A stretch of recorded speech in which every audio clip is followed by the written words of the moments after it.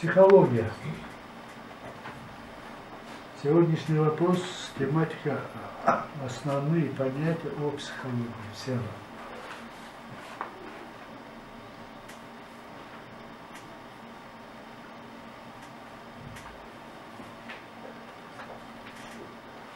Ну, здесь мы стараемся заложить фундамент ваших психологических знаний. Нам надо знать, чем занимается психология, так, четко и ясно. И чем он хорош, чем он отличается от других наук, которые занимаются. Во-первых, это самое сложное по сравнению с тем, что и математика, и другой. Я могу привести пример из высказывания великого нашего, не современных, но уже Эйнштейн, вы все знаете, да? Он сказал, психология такая сложная, уникальная наука, и наше вот это освоение космоса, вся эта чепуха по сравнению объяснения детской игры. Детская игра — это психология. Вот так он сравнивает. Оказывается, высшая математика для него, он говорит, мне чепуха. Вот объясните, как дети играют. Расшифровывать, вот это, говорит, очень сложно. Это говорит о том, что это самое сложное. Второй факт, который подтверждает это, вы сами знаете, мозг человеческий. Я сколько лет учусь, обучаюсь, и теперь начинаю понимать, что это неизучаемо, сложно. Анатомию знаю, физиологию знаю, ну, психологию что-то знаю, но потом начинаю думать. При решении конкретных задач все бессильно. Оказалось, загадка нашей психики настолько сложна, что пока что изучать мы не умеем. Ну, скажем так, если психология — это целая книга, первые 2 страницы можно почитать. А остальные 99 остаются неизученными. Это в самом деле так. Это в самом деле так. Все, которые начинают изучать психологию, думают, ну, я прочту умные книги, да, как я в свое время. И стану психологом, и начну помогать всем. Да? Так и я начинал. Закончил ординатуру клиническую, сразу пошел в эту поликлинику, начал всех лечить, и помогаю вроде, да, и потом начал думать, как бы самую хорошую там учебник или методичку найти, почитать, еще лучше помогать. Ну, вроде в первое время получалось это дело. Люди были довольны. Потом смотрю, я не могу. Люди возвращаются, тех, которые я вылечил. Казалось бы, все я сделал. Через год у меня появился такой пессимизм. Думаю, куда я залез? И побежал своему руководителю и говорю, вот так, я не туда полез. Я ничего не могу. Он говорит, дурак, иди отдохни. 3 месяца, потом придешь, поговорим. Ну, я пошел 2 месяца на запуск. Отдохнул, пришел, начал работать. Вроде ничего. Просто загонял себя. Слышал. Самоуверенность возвращал. Энтузиазм неоправданный, так сказать. Такой болезнь я переболел. После этого кому-то помогаю, кому-то не помогаю, уже начал чуть-чуть адаптироваться. И серьезно начал заниматься психологией. И каждый раз ожидал чуда. Когда-нибудь я прочту самую-самую-самую хорошую книгу или изучу хорошую, очень хорошую методику и буду владеть этой методикой в совершенстве, и у меня будет дело хорошее. Но вот до сих пор это ожидаю. Уже 40 лет. И пока не нашел. К сожалению. У нас есть желание такое, у всех выучить, да, и сразу начать и помогать получить результат. Но это не говорит о том, что я бесполезно 40 лет потратил. Практика показывает, я многим помог. Чем больше подготовка, тем больше людей, которые получают нормальную помощь. Да? Это рассказывает с учетом того, ваши потребности, мотивация. Вы же хотите выучиться сейчас, да, у нас, да? И завтра начинать бурную деятельность, да? Зря вначале я не сказал, что вы от меня ожидаете. Обычно говорят, ваши ожидания, каждый пишет здесь. Вот. Так что вы попали в очень сложный мир психологии, изучение его очень сложно. При этом он отличается от других наук. Особое место занимает. Согласны? Да?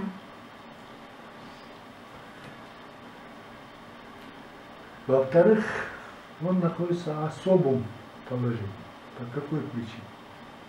Объект его изучения человека. Оказывается, мы тоже человеки. Одно мы сами себя изучаем. Да? Это же положение такое. Беспристрастно себе изучать то все трудно. Да? Во всех это открытия, которые делали по психологии, это делали люди сами. В этом признавались. Может, я не знаю, получается, объект и субъект в одном месте. Да? Сливается. Это не мое. Это я точно знаю. Вот давайте, например, возьмем ребенка. Да? Вот родился ребенок, он начинает изучать мир, не понимая себя, ничего, да? Начинает свои способности, обучается, смотрит, сравнивает, да? Идет и доходит до определенного периода, потом он начинает думать, кто я. И когда-нибудь задавали себе вопрос? Это обычно задают подростки. Да? В подростковом возрасте впервые появляется вопрос, кто я. Да? Какой я? Вы так задавали? Да, было. Когда еще взрослее станете, зачем я, скажете? Да? В этом мире. И удивительная вещь. Некоторые люди всю жизнь такие вопросы себе не задают. Не задают? Не задают себе. Не заморачивают. Я наблюдаю за людьми, и вот если у меня друзья, товарищи, да, а я со своей наукой прихожу и сижу и слушаю, они никогда не задумываются, зачем они живут. Они говорят, мне надо женить сына, вот этот баранов сделать стол, построить дом. Зачем все это их не интересует? Это самые счастливые люди, я считаю, так. Не задумываются даже. Но большинство людей все-таки задумываются, зачем, кто я. Да? И тут идет самонаблюдение, самообучение, изучение собственного я. Да? Вот получается, объект с субъектом сливается. Да? Если взять в масштабах человечества, точно так же случилось с человечеством села. Первобытный общественный строй был такой дикий, да? Никто не думал. Потом они думали, как охотиться, да? Как защищаться от врагов. Да? Основная забота человечества была обеспечить и выживать. Некогда было им думать, зачем он пришел на этот свет. Они каждый раз, каждый день решали совсем другие задачи. Оборонялись, добывали пищу. По мере роста, вот античной цивилизации, что можно сказать, люди появлялись такие умные, да, античные философии до сих пор никак не можно было их расшифровывать. Люди только в определенном этапе начали задумываться, какая сила заставляет нас так делать, жить, организовывать. Что за люди, которые думают, о чем думают, в чем общее, в чем разница. И тогда появились впервые античные философы. О них мы сейчас еще будем дальше говорить. А до этого человечество не задумывалось. А если взять сегодняшний день, вообще люди стали очень умными, и подростки, и все. Сейчас идет такая очень страшная картина в мире. Отсутствие смысла жизни. Экзистенциальный вакуум называется. Это с Запада к нам продвигается, идет. Мандай вакуум? Экзистенциальный вакуум. Экзистенциальный. Да. Экзистенция – это смысл. Смысл существования в целом. В конце 80-х годов мы стали ездить за границу. Там нам рассказывают, что вот у нас такие явления, люди напиваются, обкуриваются, наркомания, самоубийство у нас и прочее. А мы думаем, у нас труднее. А они говорят, вот люди вот из-за того, что не имеет смысла, начинают вот такие дела творить. Для нас это было новость. Да? Когда мы рассказали свою действительность, вот вы сейчас время. У нас как было? 10 классов закончил, надо институт, да? Закончил, надо жениться. Жениться надо обстроить. Потом дом, а потом дети пошли, пока туда-сюда смотришь, до 60 лет уже. Некогда думать о смысле. Ты постоянно занят. Так же? Да. Когда материальное обеспечение становится более-менее хорошим, мы потом к этому придем, иерархия потребностей по маслам называется. Первичные потребности есть, еда, пища, там, безопасность, дальше больше. Потом вверху говорят духовное, самое вверху. В Западе сейчас очень вот это состояние развивается все больше и больше. Принимает характер эпидемии, они так считают. Очень просто было это определить, когда начали изучать суицид. Уровень суицида в США по сравнению с другими странами самый высокий в Соединенных Штатах. Но они же такие люди, умные люди, они сразу начали изучать почему-то. Собрали всех людей, которые пытались покончить самоубийством, но не получилось, каким-то образом спаслись. И одного возраста, и образования. И спрашивают, что у тебя не хватает. Материальное неблагополучие, ты бедный такой же. Нет, чуть ли миллионер. Ну, может, по сексуальном плане у тебя проблемы, у них секс в таком хорошем положении. Да нет, у меня все, и любовница, и жена, и любовь. Может, по социальной лестнице тебе подняли, самоактуализация. Чуть ли не сенатор. Оказалось. Говорит, в чем же дело? Во всем этом не вижу смысла. Вот какая чертовщина у нас. Да? Что-то. Все есть. Он и сенатор, он и миллионер, он хороший семьянин, у него дети, другой, третий. Но смысл в этом он не видит. Вот что страшно. Пустота души. Душевная пустота. У вас не было такого? В окружении есть. Да?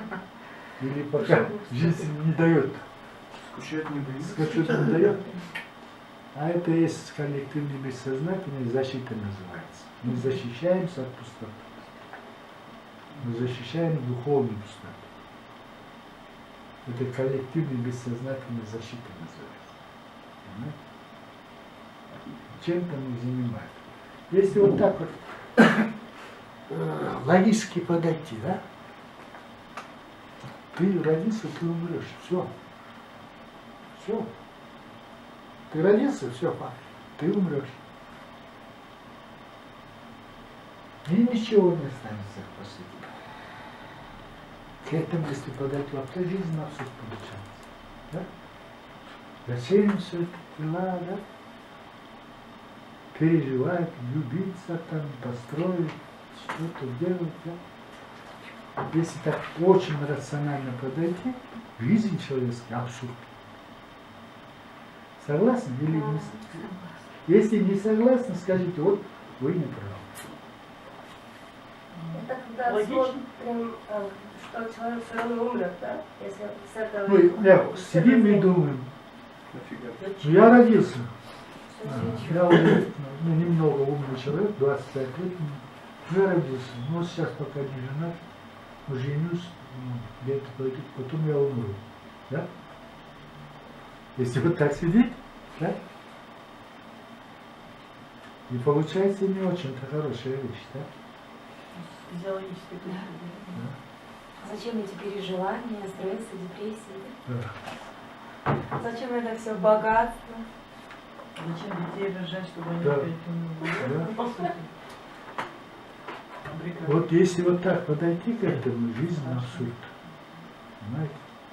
Человек, который думает, да, конкретно, рационально, логически, и потом начинает посмеиваться над собой, да что ты выпендриваешься? Ты же умрешь. Живи спокойно. Что ты лезешь в эту власть? Что ты копишь деньги? Живи как хочешь, на свое удовольствие. Да? Тогда жизнь это будет комедия.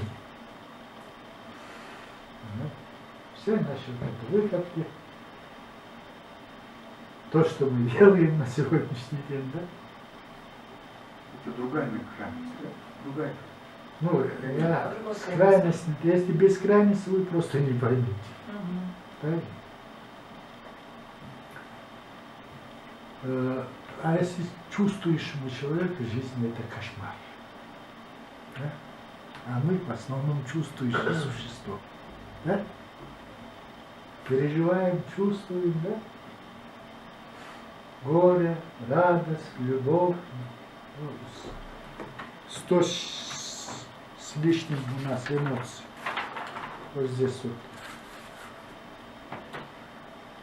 Ужас, изумление, трепет, горе, удивление, возбуждение, разочарование, грусть, отвращение, гнев, агрессия, досада, злость, презрение, раскаяние, доверие, покорность, тревога, восторг, интерес. Все это эмоции. Свыше 100 эмоций. А мы живем вот в этом, в этой каше. Да? И переживаем. Когда проводишь терапевтические сеансы, начинаешь вот такие вещи говорить, некоторые действительно сразу говорят, а зачем переживать? Я говорю, а ты же переживал. Ты чуть не повесился по поводу измены мужа. Он говорит, нет, теперь все.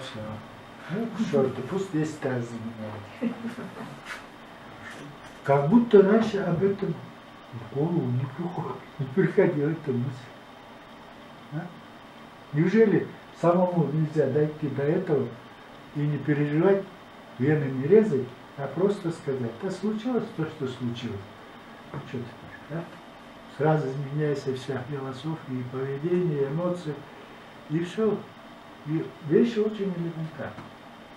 Это и есть техника работы. Это психотерапевтическая техника.